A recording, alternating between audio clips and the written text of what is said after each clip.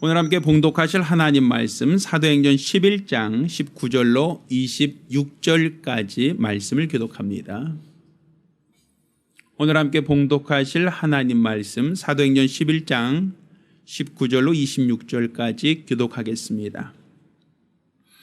때에 스데반의 일로 일어난 환란을 인하여 흩어진 자들이 베니게와 구브로와 안디옥까지 이르러 도를 유대인에게만 전하는데 그 중에 구브로와 구레네 몇 사람이 안디옥에 이르러 헬라인에게도 말하여 주 예수를 전파하니 주의 손이 그들과 함께 하심에 수단 사람이 믿고 주께 돌아오더라. 예루살렘 교회가 이 사람들의 소문을 듣고 바나바를 안디옥까지 보내니 저가 이르러 하나님의 은혜를 보고 기뻐하여 모든 사람에게 굳은 마음으로 주께 붙어 있으라 권하니 바나바는 착한 사람이요 성령과 믿음이 충만한 자라. 이에 큰 무리가 주께 더하더라. 바나바가 사울을 찾으러 다소에 가서 만남에 안디옥에 데리고 와서 둘이 교회에 1년간 모여 있어 큰 무리를 가르쳤고 제자들이 안디옥에서 비로소 그리스도니라 일컬음을 받게 되었더라. 아멘. 자, 오늘은 그리스도인이라 칭함을 받음이라는 제목으로 하나님 말씀을 함께 나누겠습니다. 하나님은 참 행복하신 분이십니다. 그러니까 우리가 하나님을 행복자라고 말하는 것은 하나님은 하나님 안에 행복이 풍성하시다라는 겁니다. 그러니까 하나님께서 우리에게 복을 주신다라고 하는 의미는 하나님이 갖고 있는 행복으로 행복하라는 얘기입니다. 그 얘기는 다른 말로 하나님이 자신이 행복하지 않다면 우리에게 하나님의 행복을 주실 수가 없죠. 그렇죠? 어느 부모가 자식에게 좋은 것을 주고자 하는 마음이 있는 부모가 있죠. 성경에도 자녀가 떡을 달라 하는데 돌을 줄 아버지가 어디 있느냐. 생선을 달라 하는데 뱀을 줄 그럴 아버지가 어디 있느냐. 아무리 악한 아버지라 할지라도 좋은 것을 줄 알거든. 하물며 하늘에 계신 너희 아버지께서 너희 구하는 것을 주지 않겠느냐라고 말씀하시죠. 그러면 우리 모든 사람들은 행복하기를 원하는데 하나님이 행복이 없다면, 하나님 안에 행복이 없으시다면 어떻게 우리에게 행복을 주실 수 있겠느냐라는 거예요. 부모가 아무리 자녀를 사랑한다 할지라도 부모가 가난하면 자녀에게 물질을 줄 수가 없잖아요. 부모가 능력이 없으면 아무리 자식을 사랑한다 할지라도 그 자녀를 뒷받침하기가 어렵단 말입니다. 마찬가지죠. 우리 하나님이 행복하신 분이시기에 하나님은 자기의 사랑하는 자들에게 하나님의 행복으로 행복하기를 원하시는 겁니다.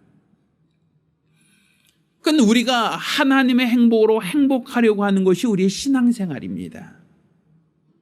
그런데 하나님이 우리에게 행복하기를 원하시고 우리에게 더 많은 것을 주시고자 하시지만 그것을 가로막고 있는 것이 죄입니다.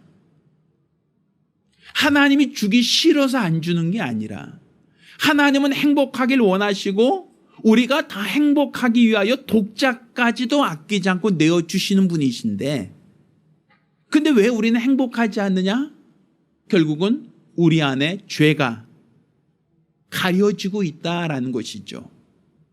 제가 예전에 오스트리아라는 곳에 갈 기회가 있어서 한번 잠깐 경유했던 적이 있습니다. 그때가 마침 해질녘, 그러니까 저녁 무렵이었어요. 근데 저녁 무렵 해가 질 때 비행기 위에서 해가 지는 모습, 노을이라 그러죠. 석양을 보는데 저는 그 모습을 잊을 수가 없어요. 너무 아름다운 거예요. 야, 해 지는 게 이렇게 하늘에서 보는 석양의 모습은 이렇게 멋있고 아름답구나. 그때 구름이 잔뜩 끼어 있었는데 구름이 마치 바다 같아요. 해가 빨갛게 물들면서 내려오는데 그 구름 전체가 다 빨갛게 물들어서 너무 이렇게 이 유리창 너머로 사진 찍느냐고 와 멋있다 멋있다 연신 감탄사를 연발하면서 그걸 보면서 내려왔어요. 근데 착륙하겠습니다라고 이제 기내 방송에 나오더니 곧 구름 속으로 쏙 들어가더라고요. 그리고 비행기가 계류장에 그러니까 공항에 딱 착륙했더니 그때 마침 해가 딱 떨어졌어요. 근데 공항에 내려서 보니까 비가 구질구질 내리고 있어요. 근데 그 오스트리아 공항은 바로 이렇게 환승장이 바로 연결돼서 비행기에서 바로 그 공항으로 들어가는 게 아니라 저희가 탔던 비행기는 공항 할주로 중간에 내려서 버스 타고 한참 돌아서 공항으로 들어가는 그런 부분이었어요. 그러니까 계단으로 내려와서 버스 갈아타고 공항으로 가는데 비까지 오니까 굉장히 불편하더라고요. 근데 그 아래에 있는 사람들은 오늘 하루 종일 비 왔어 라고만 얘기할 거예요. 그 오스트리아에 있는 공항에 있는 모든 사람, 거기 있는 사람들은 오늘 하루 종일 날씨가 굳었어. 오늘은 날씨가 왜 이런지 몰라. 아마 그렇게 얘기했을 거라고요. 그런데 하늘에서 제가 바라봤던 하늘은 석양이 아름답게 물든 너무 아름다운 모습을 보고 내려왔거든요. 근데 똑같은 나라에서 똑같은 하늘을 바라봤는데 아래에 있는 사람들은 오늘 하루 종일 비만 왔어라고 얘기할 거란 말이죠. 왜? 같은 하늘인데 그들은 그 아름다운 석양을 보지 못했을까? 그 이유는 뭐예요? 구름에 가려져 있으니까. 하나님은 행복하신 분이세요. 우리에게 하나님의 행복을 주길 원하세요. 풍성히 주길 원하세요. 독자를 아끼지 않고 내어주실 만큼 하나님 우리 죄 가운데 있는 모든 자들이 행복하기를 원하세요. 그런데 우리가 죄가 있음으로 말미암아 가리워지는 것이죠. 제한되고 있는 것이죠. 따라서 하나님께서 우리에게 은혜를 주신다라고 하는 것은 거저 주신다라는 것인데 이것은 너희가 노력해서 행복해질 수 없다는 걸 하나님이 아셨단 말입니다. 너희가 애쓰고 수고하고 노력해야만 너희가 행복해지는 게 아니라 결국 사람의 노력과 사람의 수고와 사람의 어떤 것도 너희가 행복해질 수 없기에 하나님이 주시는 행복으로 행복하라는 겁니다. 이게 바로 복음이에요. 그러니까 지금 우리가 믿음을 갖고 있다는 것은 다른 게 아니라 내 방법, 내 수고, 내 노력이 아닌 하나님이 주시는 행복으로 행복하려고 하는 게 우리의 신앙생활입니다. 그러니까 결국 하나님의 행복으로만 행복할 수 있다는 걸 알고 내가 하나님의 행복으로 행복하겠습니다라는 것이 바로 우리가 갖고 있는 믿음이고 우리가 가진 소망입니다. 하나님께서는 우리 인간들을 지으실 때에 다른 피조물들과는 구별되게 지으셨죠. 우리 인간들은 하나님의 형상의 모양으로 지으셨다라고 얘기합니다. 그리고 그 코에 생기를 불어넣으사 생명이 되게 하셨다라고 기록하고 있어요. 이렇게 사람을 왜 다른 피조물들과 다르게 하나님의 형상의 모양을 부여하셨는가? 또 다른 피조물에게는 하나님이 생기를 불어넣지 않았는데 왜 우리 인간에게만 영적인 존재가 되게 하셨는가? 이것은 하나님의 행복을 우리에게 잠깐 동안 맛보는 존재가 아니라 그리스도 예수 안에서 영원토록 하나님의 행복을 누리는 자가 되길 원하시기 때문입니다. 따라서 우리가 정상적인 신앙생활을 한다라고 얘기하면 우린 당연히 그리스도 예수 안에서 행복해야 됩니다. 그게 바로 하나님이 원하시는 신앙이고 하나님이 기뻐하시는 신앙생활입니다. 물론 우리 주 예수의 모습을 보면 이 땅에서 과연 행복한 모습은 아니죠. 고난당하는 모습이었죠.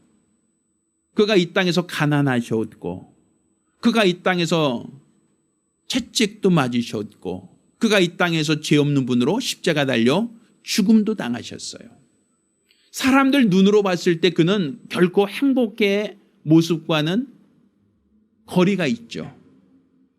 그런데 그가 이 땅에서 고난당하신 이유가 무엇인가? 이 땅에서 채찍에 맞으신 이유가 무엇인가? 그가 십자가에 못 박힌 그 이유가 무엇인가? 성경은 그가 찔림은 우리의 허물을 인함이다. 그가 상함은 우리의 죄악 때문이다. 그가 징계를 받음으로 우리가 평안을 누리고 그 채찍에 맞음으로 우리가 나음을 얻었다라고 말씀하시죠. 그러니까 예수님께서 이 땅에 오셔서 고난당하시고 이 땅에서 매를 맞으시고 살점이 찢기고 손발에 못이 박히고 결국 십자가에 못 박아 죽음을 당하신 그 고난의 이유는 결국 자신의 희생을 통하여 우리가 행복하길 원하신 겁니다. 자신의 수고를 통하여 우리가 죄로부터 자유하고 그리스도 예수의 은혜로 말미암아 하나님의 행복을 누리길 원하셨기 때문입니다. 그러니까 우리의 신앙생활이라는 것은 철저하게 하나님이 은혜로 주신 행복으로 행복하려고 해야 되는 겁니다. 왜? 하나님께서는 우리가 애쓰고 수고하는 것을 아들에게 전가시켰으니까. 우리가 이 땅에서 수고하고 노력하며 애쓰며 땀 흘려도 벗어날 수 없는 그 모든 고난을 아들에게 전가시키고 너희는 대신 행복하라고 얘기하는 거란 말이죠. 그러니까 내가 너희의 짐을 짊어질 터이니 내 행복은 너희가 가지라는 거예요. 내가 너희가 가진 모든 죄짐은 내가 담당할 터이니 내 안에 있는 생명은 너희가 가지라는 거예요. 내가 너희가 가진 모든 불행은 내가 짊어질 터이니 너희는 내가 가진 행복으로 행복하라는 거예요. 그러니까 우리가 지금 신앙생활 한다는 것은 내가 가진 불행은 예수께 전가시키고 그분이 가진 행복을 가져가는 거예요. 내가 가지고 있는 사망은 예수께 전가시키고 그분의 생명을 내가 가져가는 거예요. 그러니까 내가 지금 무겁고 수고한 짐은 다 예수께 넘기고 그분이 가지고 있는 생명, 그분이 가지고 있는 평안을 내가 가져가는 거란 말입니다. 그게 우리의 믿음 생활이란 말이에요. 그게 신앙 생활이고. 우리가 요즘에는 이제 날씨가 덥지만 이제 계절이 바뀌어서 겨울이 되면 따뜻한 아름목을 찾을 겁니다. 그럼 사실 아름목이라고 하는 것이 옛날에는 사실은 온돌로 그 구들장으로 돼 있어서 불을 떼면 거기만 이렇게 뜨겁고 윗목과 아래목에 구분돼 있었죠. 근데 요즘에는 방 전체가 다 따뜻하거나 아니면 차갑거나 해요. 왜냐하면 보일러가 요즘엔 대부분 설치돼 있으니까. 근데 원래대로 한다면 이 구들장은 겨울이 되면 차갑고 여름이 되면 뜨거워야 되는 거예요. 근데 겨울이 된데도 불구하고 난방을 하면 따뜻한 이유가 뭡니까? 원래는 날씨가 추우면 추워야 되는 거잖아요. 바깥의 날씨가 영하권으로 막 떨어지고 하면 집안도 추워야 되는 건 당연하잖아요. 근데 바깥의 날씨가 아주 추운데 집 안에 들어오면 따뜻하다라고 말하는 이유가 뭡니까? 보일러가 돌기 때문에 그렇거든요. 그러니까 보일러에서 돌면서 뜨겁게 달구어진 온수가 파이프를 통해서 계속 그 방 구석구석을 돌고 있기 때문에 방이 춥지 않은 거예요. 따뜻한 거예요. 그러면 밖이 추우니까 당연히 추워야 된다라고 얘기하지만 집 안에서 따뜻한 이유는 결국 방이 원래 따뜻한 게 아니라 보일러가 계속 물을 덮이고 있기 때문에 그 보일러에 의해서 방이 따뜻해지지 않습니까?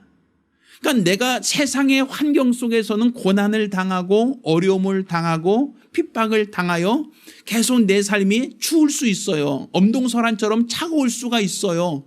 그런데 내 안에는 계속 기뻐야 된단 말이에요. 왜?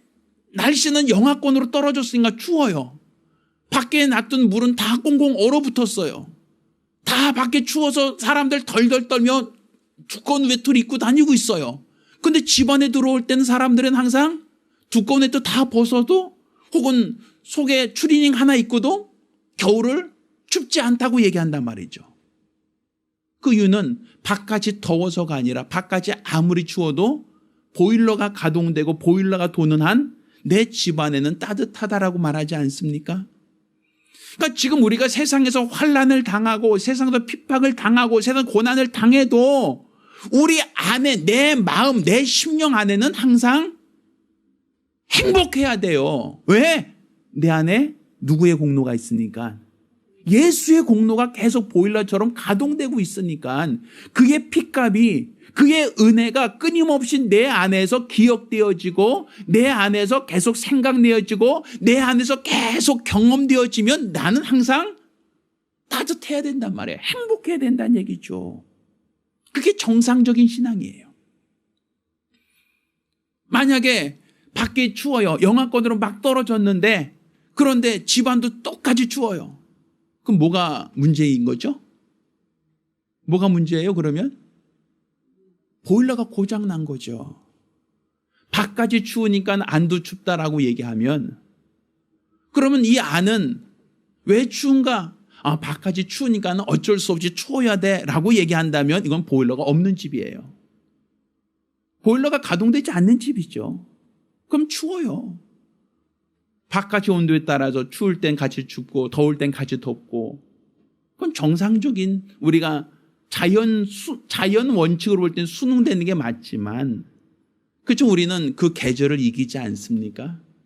밖에 어떤 온도라 할지라도 밖에 어떠한 한파가 불어닥친다 할지라도 우리는 따뜻하다라고 얘기할 수 있는 것처럼 우리는 세상에 아무리 핍박이 오고 세상에 아무리 환란이 오고 세상에 아무리 고난이 와도 내 안에는 내 마음 안에는 행복해야 돼요. 왜? 내 안에 누가 있으니까? 그렇죠. 예수가 있으니까. 하나님의 행복을 주시고자 하는 그분의 행복이 내 안에 있으니까 나는 늘 행복해야 된단 말이에요.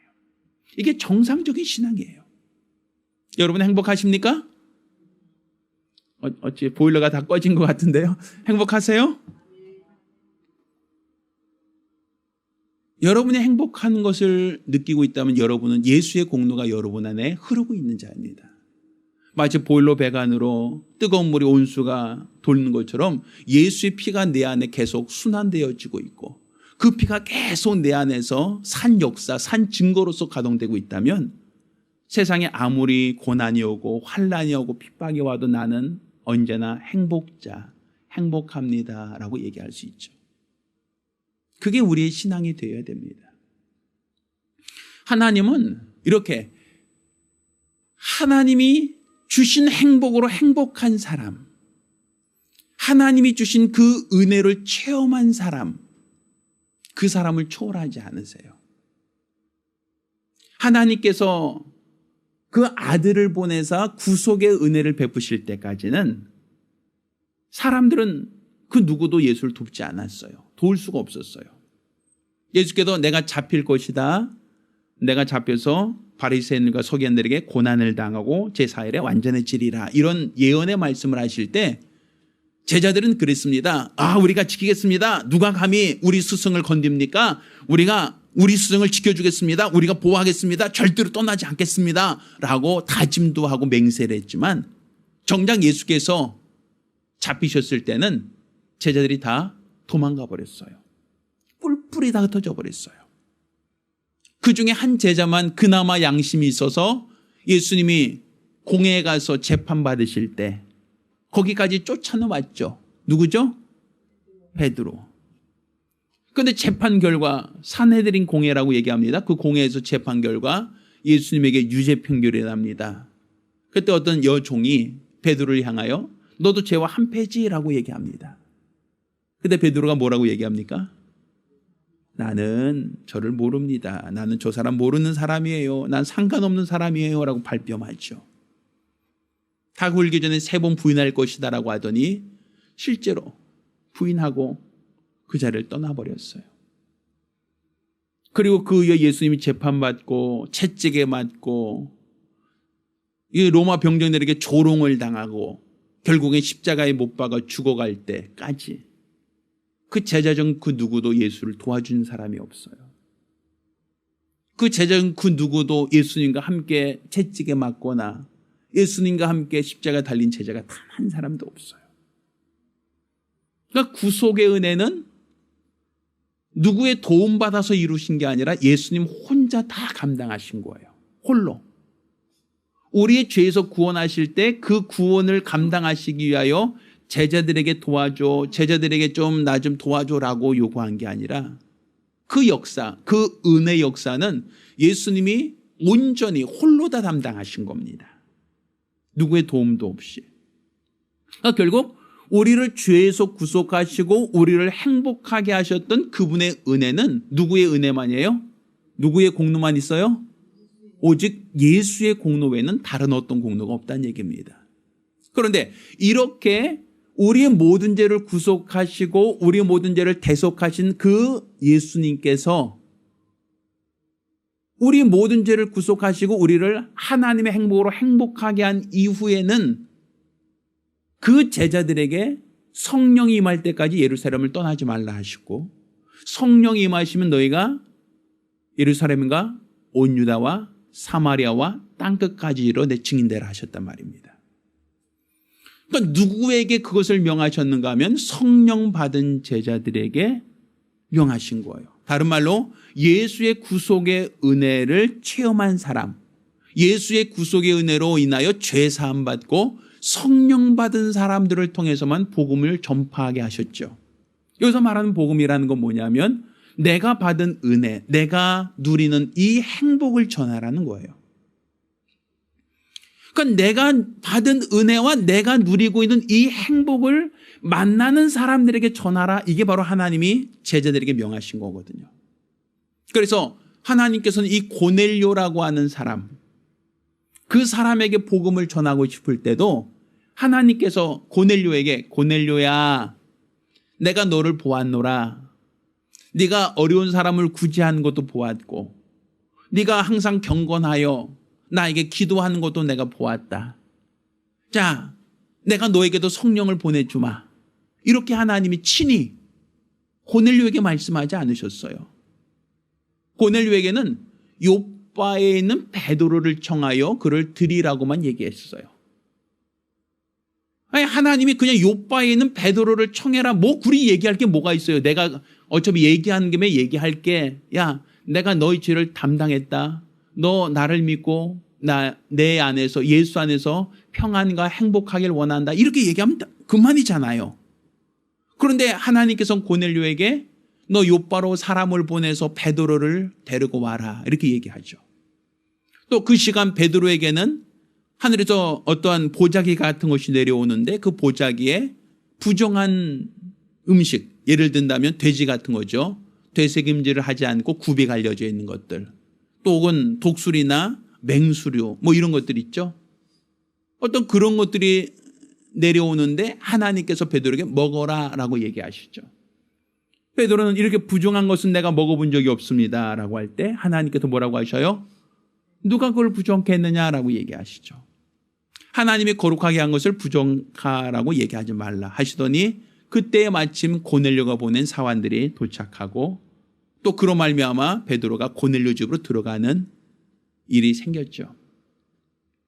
하나님께서는 이 고넬료에게 죄 사함 받고 하나님이 주시는 행복으로 행복하길 원한다라고 하는 이 복음을 전하도록 하기 위해서 누구를 사용하신 거예요?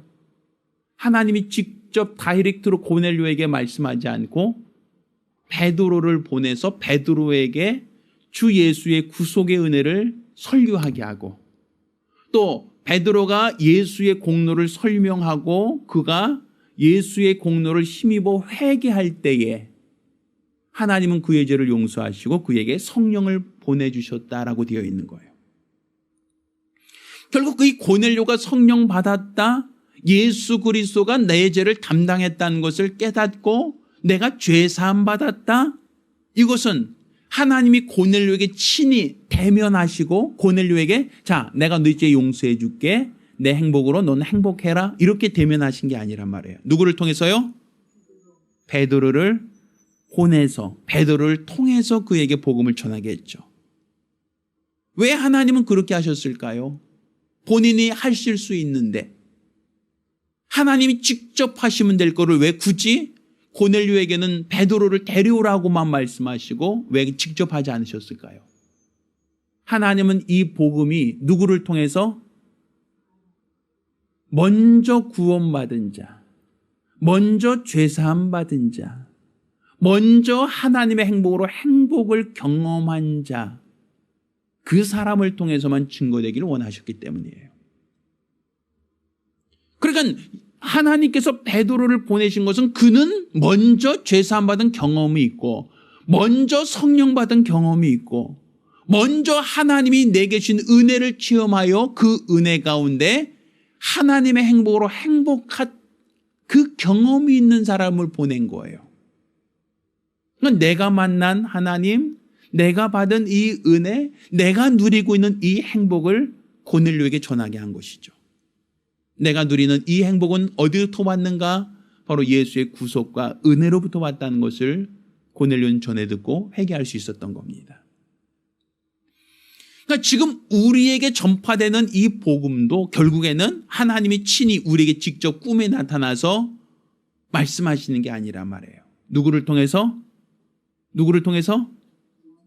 먼저 구원받은 자, 먼저 은혜 받은 자, 먼저 하나님의 행복으로 행복한 자를 통해서 하나님은 그 복음이 전파되어지길 원하시는 거예요. 자, 오늘 우리가 읽은 이 본문에는 이런 표현이 나와요. 자, 지금까지는 이스라엘 사람들이 누구에게만 복음을 전했는가 하면 19절에 보니까 누구에게만 전했다고 되어 있습니까? 그 도를 누구에게만? 유대인에게만 전했다라고 말하고 있죠. 그러니까 지금까지, 그 이전까지는 이 복음이라는 것을 들을 수 있는 자격, 복음이라는 걸 들을 수 있는 그 대상이 누구였죠? 유대인으로 한정되어 있었단 말입니다. 왜? 이스라엘 사람들은 하나님의 선민이다라는 생각이 있었고 그들이 모세를 통하여 율법을 주셨을 때 그 율법은 다른 민족에게 전하라는 게 아니라 너희가 지켜라, 너희가 순종하라는 법이었어요. 그리스도라고 하는 이 약속도 누구에게나 다 약속된 게 아니라 이스라엘 백성에게 약속되어진 그리스도입니다. 그러니 그리스도로 인한 구속의 은혜도 누구에게만? 유대인들에게만 전파되어질 복음이다라고 생각했던 거예요. 그래서 예루살렘과 온 유대, 여기 있는 유대인뿐 아니라 헬라파 유대인들, 먼 나라에 살고 있는 우리나라로 친다면 재미교포들, 그들에게까지도 나가서 유대인들에게 복음을 전했던 겁니다.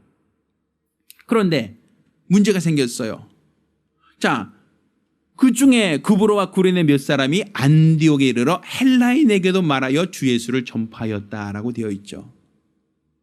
여태까지는 누구에게? 유대인들에게만 복음을 전했는데 몇몇 사람들이 헬라 사람들, 헬라인에게도 복음을 전했다라는 거예요. 그런데 그 복음을 전했을 때 주의 손이 그들과 함께 하시면 수단 사람이 믿고 주께로 돌아오더라. 그러니까 헬라인들도 예수 믿겠다고 찾아왔다는 거예요. 그들에게 복음을 전했을 때. 자, 이 소문이 났어요. 이게 보고가 됐어요. 자, 이거 어떻게 합니까? 라고 보고가 들어가자 예루살렘 교회에 있는 제자들, 그 제자들이 모여서 이것 때문에 토의를 하죠. 그러면 헬라 사람들에게도 복음을 전하라는 겁니까? 말라는 겁니까? 라고 하는 이런 어떤 보고가 들어왔을 때 예루살렘 교회가 그것을 놓고 회의할 때 그중에 누가 그런 경험이 있었죠? 하나님의 베드로를 통하여 고넬료라고 하는 이달리아 사람 백부장에게 복음을 전했던 증거가 있었잖아요. 그러니까 결국 하나님께서는 무엇을 보시고 베드로를 고넬료 집에 보냈던 거죠? 이 이방인들에게도 복음이 전파될 것을 하나님이 미리 계획하시고 아시고 베드로에게 고넬료 집에 가서 복음을 전할 때 고넬료가 예수를 믿고 그가 성령을 받고 결국 그가 하나님의 주시는 은혜를 받을 것을 경험케 하신 겁니다. 그러니 베드로도 이방인에게 복음을 전할 때 그 애가 예수를 영접하고 성령 받는 것을 체험했기 때문에 이 헬라 사람들에게 복음을 전하는 것을 하지 말라고 금하지 못했어요. 그래서 그 예루살렘 교회가 한 방법이 뭐냐면 바나바를 그곳에 보내자라는 것이었어요. 실제로 그들이 예수를 제대로 믿고 영접한 것인지 그들이 정상적인 어떠한 절차를 통해서 믿음을 제대로 갖게 된 것인지를 바나바를 보내서 그들에게 확인케 하자라는 것이었죠. 그래서 바나바를 그들이 파송을 합니다. 그리고 바나바가 그들 예수를 영접했다는 헬라 사람들, 이방인들을 면담하고 그들을 만나봤을 때 그들이 예수의 공로를 힘입어 죄사함 받았다. 그리고 그들에게도 성령이 임하셨다는 증거를 바나바가 목격할 수 있었어요. 자, 그러자 바나바가 어떻게 했죠? 다소로 가서 사울을 찾으러 갑니다. 그리고 사울을 데리고 다시 어디로? 안디옥에 데리고 와서 바나바와 사울이 1년 동안 안디옥에서 거기 전도된 헬라 사람들, 다수의 이방인들에게도 복음을 전하게 했다라고 되어 있어요. 자, 이렇게 복음을 전하자 그로 말미암아 큰 무리를 가르쳤는데 제자들이 비로소 그리스도인이라고 일컬음을 받게 되었다라는 말이 처음 나오는 거예요. 그 전까지는 이스라엘 사람들이 모이면 사람들은 뭐라 그랬어요? 유대인들 모임, 회당이라는 것도 유대인들만의 모임이었잖아요. 그런데 바울과 바나바가 가르친 그 사람들은 유대인들의 모임이라고 할 수 없죠. 왜? 누가 왔으니까? 헬라 사람들도 전도돼서 왔으니까. 그러니까 그들은 무슨 모임이냐? 그리스도인이다. 그리스도인 모임이다. 이렇게 된 거예요. 그 모임 자체가. 그러니까 이 그리스도인이라고 한 것은 그들 스스로 우리 이름을 그리스도인의 모임이라고 하자가 아니라 주변에 있는 다른 사람들이 그들을 향하여 저들은 그리스도인이라고 부르게 되었다라는 얘기예요. 여기서 말하는 그리스도인이라고 하는 표현은 그리스도를 전하는 사람들이라는 표현이에요. 그리스도를 믿고 그리스도를 전하는 사람들의 모임이라는 얘기거든요. 쉽게 표현한다면 그들이 봤을 때는 그리스도인들은 어떤 사람들이다? 그리스도인들은 만나면 예수 얘기하고 흩어지면 누구 얘기하고? 예수 얘기하는 사람들. 그러니까 전도하는 사람들이었다는 얘기예요. 그들이 아무 말도 하지 않고 자기들만 믿었다면 세상 사람들이 봤을 때 그들이 어떤 모임이냐라는 걸 알지 못했었겠죠. 그렇지만 그들 믿지 않는 사람들이 그들의 모임을 그리스도인이다라고 하는 것은 그들이 모일 때마다 예수가 그리스도라고 전하고 예수는 바로 메시아라고 전하고 다녔기 때문에 예수를 그리스도라고 전하는 사람들의 모임이라고 하여 그리스도인이라고 얘기한 겁니다. 그러면 이 이방인들이 왜 그들이 하나님께서 이방인에게도 아브라함을 부르셨던 것처럼 제자들을 부르셨던 것처럼 이방인들에게도 야 너희들에게도 내가 복음을 전한다. 너희들도 예수를 믿고 영접해야 된다라고 하나님이 친히 하신다면 하나님은 전 세계 모든 사람들에게 순간적으로 다 복음을 전할 수 있어요. 하나님의 능력이라면 하나님께서 애굽에 10가지 재앙을 일으켰던 것처럼 야 너희 중에 이번 주에 교회 안 나오면 장자가 죽는다 이런 얘기 해보세요. 안 나올 사람 있겠어요? 거부할 사람이 과연 누가 있겠어요? 다 나오겠죠. 다 믿겠다고 하겠죠. 그런데 하나님께서는 친히 그렇게 하지 않으시죠. 누구를 통해서? 먼저 예수를 믿은 사람, 먼저 죄사함 받은 사람, 먼저 그리스도로 인하여 성령을 받고 하나님의 행복으로 행복한 사람들, 그들을 통해서 복음이 증거되게 하신 겁니다. 그러니까 이 복음이라는 것은 그냥 누구나 다 할 수 있는 게 아니라 내가 그리스도 예수로 인하여 행복한 사람만이 전할 수 있는 거예요. 자, 오늘 본문을 보면 바나바가 바울을 데려와서 안디옥에서 1년간 이방인들, 헬라 사람을 가르쳤다라고 되어 있어요. 자, 그러자 비로소 그 사람들이 그들을 뭐라고 얘기하기 시작했다? 그리스도인이라고 하기 시작했다라고 얘기하거든요. 그럼 바울은 어떤 사람이었어요? 믿는 사람들을 박해하던 사람 아니었습니까? 믿는 사람들을 핍박하던 사람 아니었어요? 근데 그가 예수를 만남으로써 변화되었고 내가 변화됨으로 인하여 그들에게 뭘 얘기했겠어요? 하나님은 살아계시고 그가 보내신 예수도 살아계신 참신이다. 내가 이전에 그를 핍박하고 미워했을 때 내가 다 죄인이었다. 그렇지만 그가 나의 죄를 대속하셨고 이제 나를 그를 위해 일할 수 있는 사역자로 삼으셨다. 이게 고백이죠.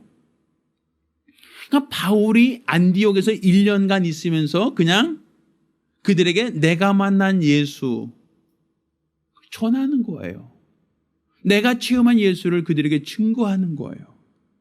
바나바도 바울도 그들은 내가 체험한 예수, 또 성경에 약속한 예수, 그분이 우리에게 오셨고 그분이 우리 죄를 담당하셨고 그로 말미암아 우리가 죄 사함 받았으며 그로 말미암아 우리가 행복할 수 있다는 것을 그들에게 가르치고, 이로써 그들이 갖고 있는 행복, 그들이 믿었던 예수를 헬라 사람들도 믿고 그들이 갖고 있는 행복을 그들도 가질 수 있게 하였단 말이에요.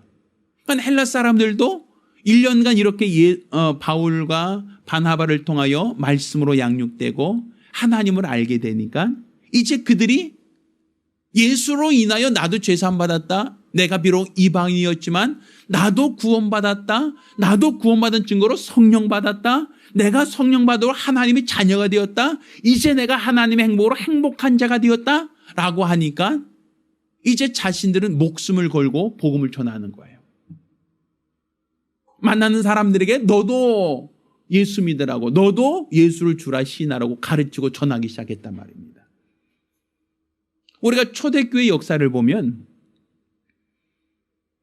아주 순탄하게 국가에서 장려해서 예수를 전하라고 한 적이 없어요. 핍박이 있었고 고난이 있었고 환난이 있었습니다. 그래서 그들이 자신들의 신앙을 유지하기 위해서 카타콤이라고 하는 지하 무덤까지 들어갔어요. 저는 카타콤에 가본 적은 없지만 비슷한 곳에 가본 적은 있어요. 터키에서 이제 지하 땅 속에 있는 동굴 집들, 그리스도인들이 숨어서 신앙생활 했던 곳, 거기 들어가 본 적이 있어요. 가이드 말을 따라서 쭉 들어갔는데 마치 개미굴 같아요. 땅 속으로 콕 들어가는데 미로 같아요. 땅 속으로. 이게 굴이, 저는 키가 크니까 계속 허리 숙이고 다녔거든요. 허리가 아플 만큼 허리 숙이고 쭉 마치 개미굴처럼 어디가 어딘지도 모르게 계속 이렇게 굽이굽이 다니다 보니까 거기에 어떤 그 조그만 홀이 있어요. 요거보다 좀 적죠. 요 홀보다 훨씬 더 적은 요만한 제가 서도 될 만큼 좀 높은 홀이 나와요. 여기가 교회입니다. 그래요. 가이드가. 여기가 교회. 여기가 교회구나. 왜 거기 어떤 그 벽에 누가 십자가를 이렇게 그어놨거든요. 여기서 그들이 예배 드렸던 곳이구나. 감회가 새롭죠. 거기서 사진 한 방 찍고 사람들하고 이렇게 둘러보고, 물론 분명 나왔습니다만, 그런 미로같이 생긴 그 땅 속을 파고 들어가서 거기서 그들이 신앙생활을 했어요. 왜? 내가 예수 믿는다는 이유 때문에 황제가 자기를 잡아가고 자기 재산을 빼앗아가고 자기 목숨을 빼앗아갈 수 있다는 걸 알았으니까. 그러니까 내 믿음을 지키려고 그렇게 지하 무덤까지 파고 들어가면서 그들은 신앙을 지켰거든요. 내 안에 행복이 없으면 누가 그것을 하려고 하겠어요? 내가 예수 믿은 기쁨이 없으면 왜 굳이 그 환난과 핍박 중에서 내 신앙을 지키려고 했겠어요? 아까 말씀드렸잖아요. 밖에 아무리 추워도 내 안에는 보일러를 떼면 따뜻하다는 거 아닙니까? 세상에 아무리 핍박이 오고 환난이 와도 내 안에는 기쁨이 충만하다는 거예요. 제가 불가리아라고 하는 나라에 제가 갔을 때 거기 원형 경기장이라는 곳에 가이드 따라서 갔던 적이 있는데, 그 원형 경기장이 그리스도인들이 사자들에게 물려 죽었던 곳이라고 가이드가 얘기를 해요. 크지도 않아요. 이 산 비탈에 조그매요. 아주 조그만데 관중석 쪽에는 철책을 세워서 그물망으로 쳐서 사자들이 못 넘어오게 하고, 그리고 이제 사자들이 들어오는 그 입구와 죄인들이 들어온 입구가 구분되어 있어요. 그건 넓지도 않아요. 요 예배당으로 친다면 2개 정도밖에 안 돼요. 그 넓이가.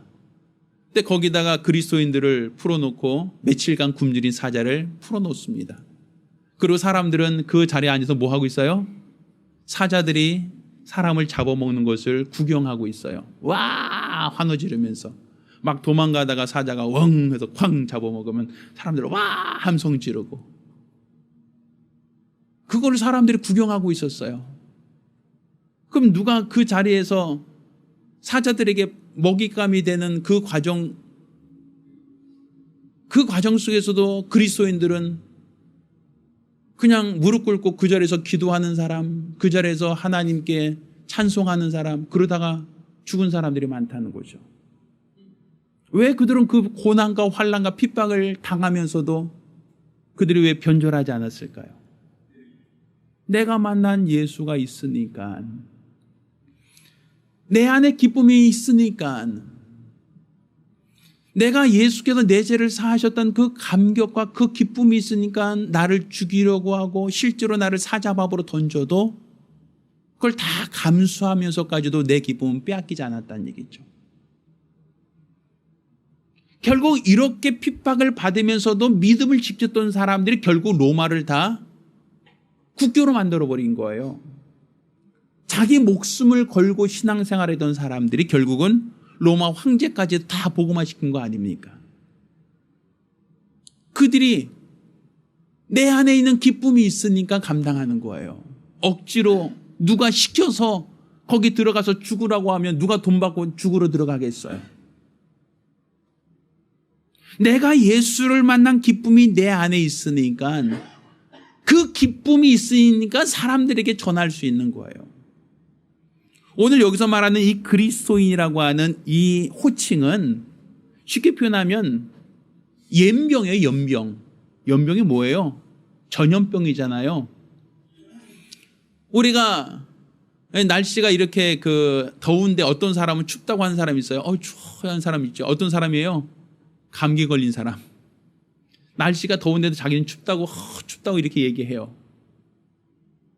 그래서 이 사람 콜록콜록 하면서 기침하죠. 그럼 주변에 있는 사람들이 그 사람 기침하면 기분 좋아해요? 이 사람 나한테 왜 기침하고 있어? 이렇게 싫어하죠.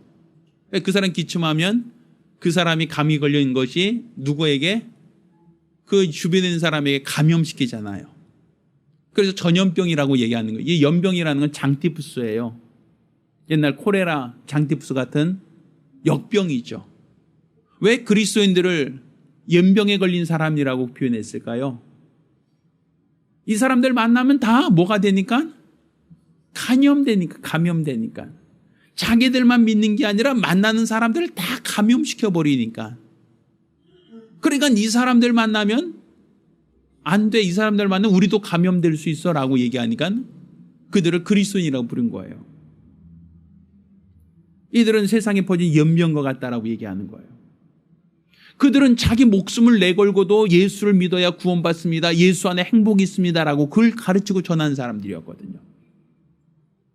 그러니까 결국 복음을 전한다는 것은 내가 행복해야지 전할 수 있는 거예요. 내 안에 예수를 믿는 그 기쁨이 있어야 만나는 사람들에게 담대히 복음을 전할 수 있는 겁니다. 저는 억지로 전도하라고 말하고 싶지 않아요. 억지로 마지못해서 그냥 등 떠밀어서 마치 도살장에 끌려가는 뭐처럼 그냥 마지못해서 억지로 그냥 끌려가서 그냥 그렇게 되는 걸 저는 원하는 게 아니에요. 내가 예수 믿는 그 기쁨이 내 안에 있다면, 예수로 인한 그 행복이 내 안에 있다면 만나는 사람들에게 당연히 나는 기뻐요. 나는 참 기뻐요. 나는 예수 믿어 나는 행복합니다. 밖에는 추워. 밖에는 고난이야. 밖에는 나를 핍박해. 밖에는 나 손가락질해. 다 욕해. 그래도 나는 행복해요. 왜? 내 안에 뭐가 있으니까? 예수가 있어서 나는 행복합니다. 이렇게 예수로 인하여 행복한 사람들이 만난 사람들에게 예수를 믿으라고 할 수 있는 것이지, 내가 행복하지 않은데 누구에게 예수 믿으라고 해요? 내가 기쁨이 없는데 누구에게 예수 믿어야 된다고 말할 수 있겠어요? 이 안디옥 사람들이 그리스도인이라고 칭함받았던 것은 바로 그들은 누구를 만나든지 만난 사람들에게 예수, 그가 그리스도라고 전했기 때문에 사람들은 그들을 그리스도인이라고 칭한 겁니다. 왜? 그들이 그렇게 말할 수 있었던 것은 그들 안에 기쁨이 있었다는 거죠. 박해가 있고 핍박이 있고 환난이 있고 그들에게 죽음이 있을지라도 그들은 예수를 믿었다는 이 기쁨이 그들 안에 있었기 때문에, 예수를 믿는 그 행복이 그들 안에 있었기에 누구 앞에서든 예수 믿으라고 담대히 전할 수 있었던 겁니다. 전 여러분이 예수로 인하여 행복하셨으면 좋겠어요. 우리 사랑하는 순종교회 모든 성도들이 전 행복한 신앙생활을 했으면 좋겠어요. 예수가 내 죄 사하셨다. 내가 죄사함 받은 하나님의 자녀가 되었다. 이제 하나님이 그 사랑하는 아들을 위하여 아들을 아끼지 않은 것처럼 우리에게 성령을 주셨고 우리에게 하늘의 소망을 더하여 주셨다. 나는 행복한 사람. 세상에서는 내가 환난과 핍박이라 할지라도 나는 행복한 사람. 이런 내가 그리스도 안에서 행복하다는 이 믿음 갖기를 예수 이름으로 축원합니다. 우리가 기도합니다. 우리가 기도하실 때 주여 내가 예수 때문에 행복하기 원합니다. 예수로 말미암아 행복한 신앙생활하기 원합니다.